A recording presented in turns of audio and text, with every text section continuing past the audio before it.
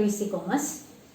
ഇന്ന് നമ്മൾ സ്പെഷ്യൽ ജേണലുകളായ purchase book, sales book, purchase returns book, sales returns book എന്ന ജേണലാണ് നോക്കാൻ പോകുന്നത്. ഈ പർച്ചേസ് ബുക്ക് എന്ന് പറഞ്ഞാൽ എന്താ അറിയോ, നമ്മൾ കടത്തിന് ഗുഡ്സ് വാങ്ങിക്കുന്നത് മുഴുവനും എഴുതി വെക്കുന്ന ബുക്കാണ് പർച്ചേസ് ബുക്ക്. അപ്പോൾ സെയിൽസ് ബുക്ക് എന്തായിരിക്കും? നമ്മൾ കടത്തിന് ഗുഡ്സ് വിൽക്കുമ്പോൾ എഴുതി വെക്കുന്ന ബുക്കാണ് സെയിൽസ് ബുക്ക്. അപ്പോൾ പർച്ചേസ് റിട്ടേൺസ് ബുക്ക് എന്തായിരിക്കും? നമ്മൾ വാങ്ങിച്ച ഗുഡ്സ് നമുക്ക് എന്തെങ്കിലും ഡിഫക്റ്റീവ് ആയിട്ടോ ഇഷ്ടമില്ലാട്ടോ നമ്മൾ തിരിച്ചു കൊടുക്കുകയാണെങ്കിൽ തിരിച്ചു കൊടുത്തത് എഴുതുന്ന ബുക്കാണ് പർച്ചേസസ് റിട്ടേൺസ്. അതേപോലെ തന്നെ എന്താണ്, നമ്മൾ വിറ്റ ഗുഡ്സ് നമ്മുടെ കസ്റ്റമേഴ്സിന് എന്തെങ്കിലും അഭിപ്രായ വ്യത്യാസം ഉണ്ടെങ്കിൽ അവർ നമുക്കത് തിരിച്ചു തരും. അങ്ങനെ വിറ്റ ഗുഡ്സ് തിരിച്ചു വരുമ്പോൾ എഴുതുന്ന ബുക്കാണ് sales returns book.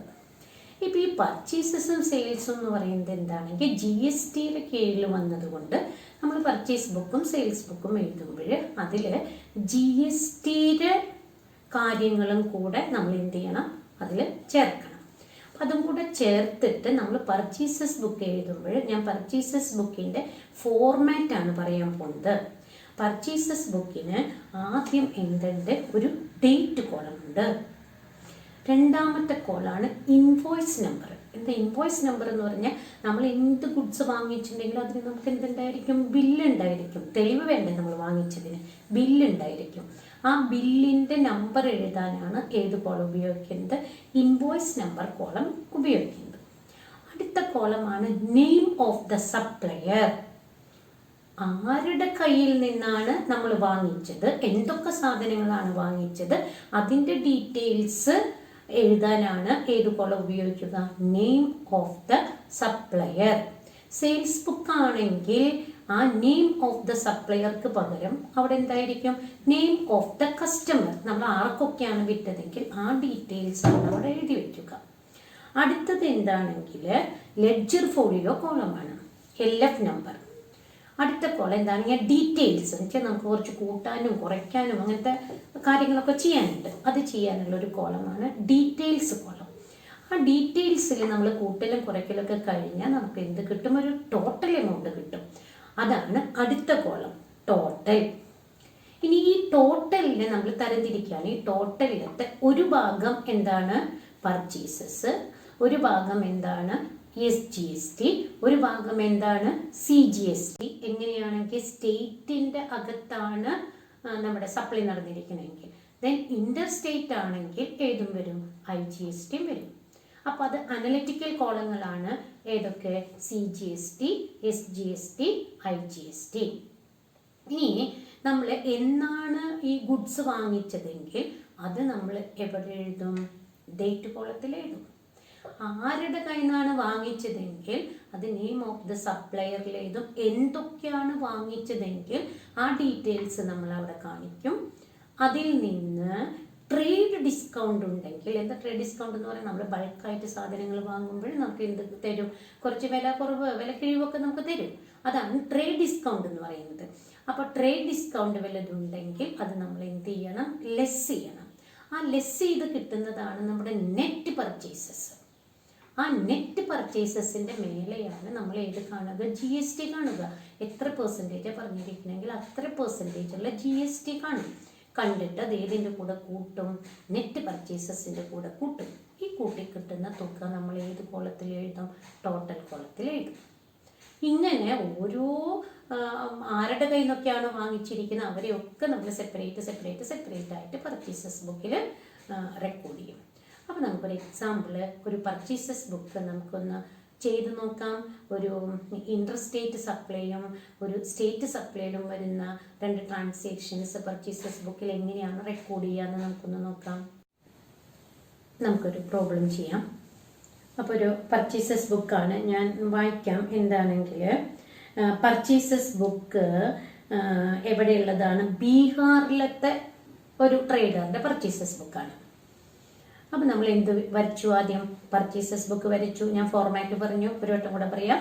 Purchases book വരയ്ക്കുമ്പോൾ ആദ്യത്തെ കോളം ഡേറ്റ് കോളമാണ്, രണ്ടാമത്തെ കോളം ഇൻവോയ്സ് നമ്പർ കോളമാണ്, മൂന്നാമത്തെ column name of the supplier ആണ്, നാലാമത്തെ കോളം LF നമ്പറാണ്.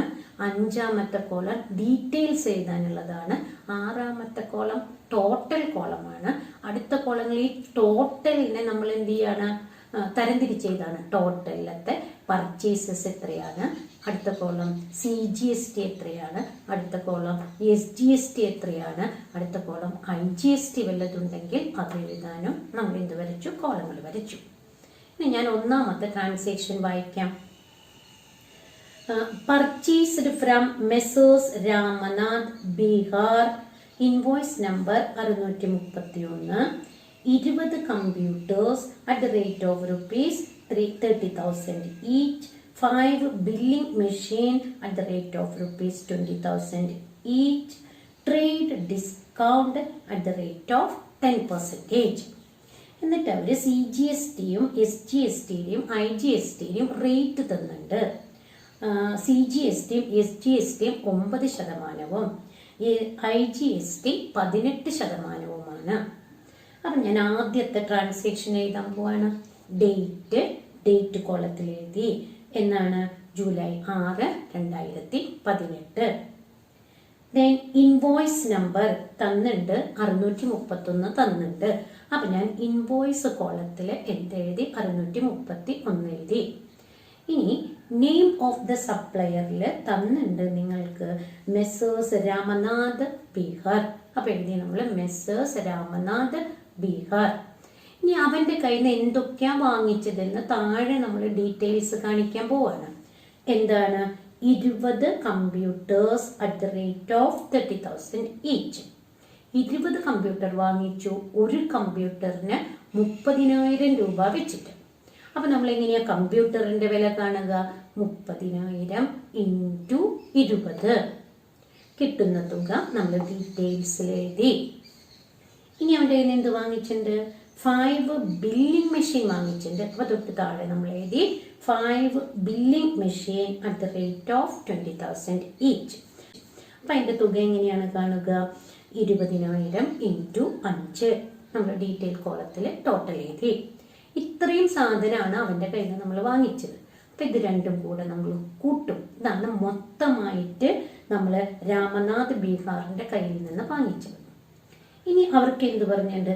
10% ഡിസ്കൗണ്ട് പറഞ്ഞിട്ടുണ്ട്. അപ്പൊ നമ്മളെ രണ്ട് തുക കൂട്ടി കിട്ടിയ തുകയുണ്ടല്ലോ, അതിന്റെ 10% കാണും. Less trade discount. Trade discount എപ്പോഴും കുറയ്ക്കണം. 10% കണ്ടിട്ട് തുക കുറയ്ക്കും. അതാണ് നമ്മുടെ നെറ്റ് പർച്ചേസസ്. ആ നെറ്റ് പർച്ചേസസിന്റെ മേലെ ബീഹാറിലത്തെ കസ്റ്റമറാണ്, ബീഹാറിൽ തന്നെയാണ് ട്രാൻസ്ഫർ. അപ്പോൾ അവിടെ വരുന്നത് ഏതൊക്കെയാണ്? CGSTയും SGSTയും 9% കണ്ടിട്ട് ഈ നെറ്റ് പർച്ചേസസിന്റെ കൂടെ കൂട്ടണം. അപ്പൊ നിങ്ങൾക്ക് എന്ത് കിട്ടും? ടോട്ടൽ പർച്ചേസസ് കിട്ടും. അത് രണ്ടും കൂടെ കൂട്ടിയത് ഏതിലേക്ക് എഴുതും? ടോട്ടൽ പർച്ചേസസിൽ എഴുതും. ഇനി ഈ ടോട്ടൽ പർച്ചേസസിൽ എഴുതിയ തുകയെ നമ്മൾ എന്ത് ചെയ്യാണ്? തരംതിരിക്കുകയാണ്. അതിലെ നെറ്റ് പർച്ചേസസ് എടുത്തിട്ട് എവിടെ എഴുതും? പർച്ചേസസ് കോളത്തിൽ എഴുതും. CGST എടുത്തിട്ട് CGSTയിൽ എഴുതും. SGST എടുത്തിട്ട് SGSTയിൽ എഴുതും. IGST ഒന്നുമില്ല. അപ്പൊ നമ്മൾ ഒന്നാമത്തെ കാര്യം റെക്കോർഡ് ചെയ്ത് കഴിഞ്ഞു. ഇതാണ് സ്റ്റേറ്റിന്റെ അകത്ത് എന്ത് വരുമ്പോൾ, സപ്ലൈ വരുമ്പോൾ നമ്മൾ GSTയുടെ ഡീറ്റെയിൽസ് കാണിക്കേണ്ടത്. അടുത്ത ട്രാൻസാക്ഷൻ നോക്കാൻ നമുക്ക്. അതെന്താവട്ടെ? ഒരു ഇന്റർസ്റ്റേറ്റ് സപ്ലൈ ആവട്ടെ. ഞാൻ വായിക്കാം. Bought from Messrs Sita agencies Goa, invoice number 1046. അപ്പൊ ഗോവയിലാണ്, അപ്പൊ ബീഹാറിലാണ് അവരുടെ ബിസിനസ്. എവിടെ നിന്നാണ് സാധനം വാങ്ങിക്കുന്നത്? ഗോവയിൽ നിന്നാണ്. അപ്പൊ ഇന്റർസ്റ്റേറ്റ് സപ്ലൈ ആണ്. മനസ്സിലായി? ഇന്റർസ്റ്റേറ്റ് സപ്ലൈ ആണെങ്കിൽ നമ്മൾ അവിടെ ഈടാക്കുന്ന GST ഏതാണ്? IGST ആണെന്നറിയാം. ഇപ്പൊ ചെയ്തതുപോലെ തന്നെ ഡേറ്റ് കോളത്തിൽ എഴുതി. ദെൻ ഇൻവോയ്സ് നമ്പർ കോളത്തിൽ എഴുതി. നെയിം ഓഫ് ദ സപ്ലയറുടെ കോളത്തിൽ എന്തെഴുതി? മെസ്സേഴ്സ് സീത ഏജൻസീസ് ഗോവ എന്നെഴുതി. ദെൻ അവരുടെ കയ്യിൽ നിന്ന് എന്തൊക്കെയാണ് വാങ്ങിച്ചത് പറഞ്ഞിരിക്കുന്നത്? 10 water coolers at the rate of 10,000 each. അപ്പൊ എങ്ങനെയാണ് നമ്മൾ എന്റെ എമൗണ്ട് കാണാം? 10 ഇൻറ്റു 10,000 കിട്ടുന്നത് ഡീറ്റെയിൽ കോളത്തിൽ എഴുതി. And 5 television set at the rate of ₹50,000 each.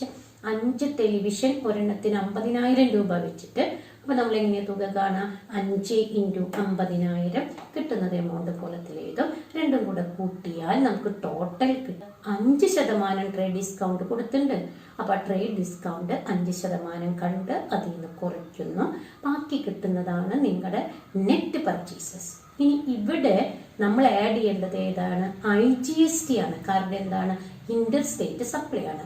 IGST എത്ര പെർസെൻറ്റേജ് പറഞ്ഞിരിക്കുന്നത്? 18%.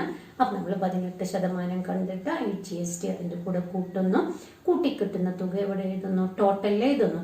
ദെൻ വീണ്ടും നമ്മൾ എന്താണ്? ടോട്ടലിനെ നമ്മൾ തരംതിരിക്കുകയാണ്. ടോട്ടലിൽ നിന്ന് നെറ്റ് പർച്ചേസസ് എടുത്തിട്ട് പർച്ചേസസിലേക്കും, പിന്നെ അവർക്ക് CGSTയും ഇല്ല, SGSTയും ഇല്ല. ഏതിൽ മാത്രമേ ഉള്ളൂ? IGSTയിലും എഴുതുന്നു. ഇങ്ങനെയാണ് നമ്മൾ പർച്ചേസസ് ബുക്ക് എഴുതുക. സെയിൽസ് ബുക്കും ഇങ്ങനെ തന്നെ എഴുതുക. പർച്ചേസ് റിട്ടേൺസും ഇങ്ങനെ തന്നെയാണ് എഴുതുക. സെയിൽസ് റിട്ടേൺസും ഇങ്ങനെ തന്നെ.